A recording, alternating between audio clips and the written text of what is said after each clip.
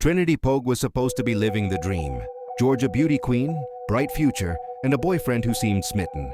But behind the perfectly styled hair and Instagram-worthy smile, a storm was brewing, one that would end in tragedy and a courtroom drama nobody could ignore. It was January 2024, a cold winter in Georgia, and inside a dorm room at Georgia Southwest State University, little Jaxton Dru, just 18 months old, was about to become the center of a horrifying story that would shake everyone who thought they knew Trinity. Hello guys, welcome to my channel where interesting stories of true crimes, mysteries, and cold cases are told. Don't forget to like this video, subscribe, share it with your friends, and drop your thoughts in the comment section below. The night started innocently enough, or so it seemed. Trinity's boyfriend left the dorm room, leaving her alone with Jaxton. Later, she would tell him that the boy had fallen off the bed, a story that sounded almost believable. Almost? But as any true crime junkie knows, the first lie is usually just the appetizer.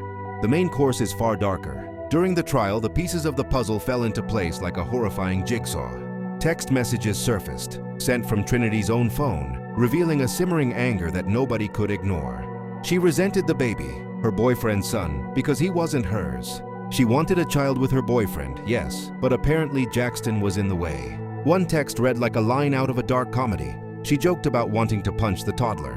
Only this time the joke wasn't a joke. The courtroom gasped, but anyone with a shred of common sense might have muttered, "Yikes, maybe skip texting your murderous thoughts next time."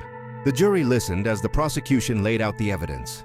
Blunt force trauma to Jaxton's head and torso, injuries that were impossible to ignore. The baby had suffered fatal brain and organ damage, and what was once a cheerful dorm room became a crime scene frozen in horror. Trinity's calm demeanor wavered only slightly as the verdict was read. First, the jury found her not guilty on one count, but then came the counts that mattered: felony murder, aggravated battery, cruelty to a child in the first degree. Guilty life plus 20 years, a sentence that ensured she would never walk free again. Outside the courtroom, whispers circulated, and a sense of justice settled over those who had followed the case. Jaxton Dru, too young to understand the danger, finally had the justice he deserved. Trinity Poague, the beauty queen who once thought the world was hers, would now have a life behind bars, a life where her carefully curated image meant nothing. And somewhere, in the shadowy corners of the internet, someone probably muttered, "Guess she should have stuck to pageants instead of texting murder confessions."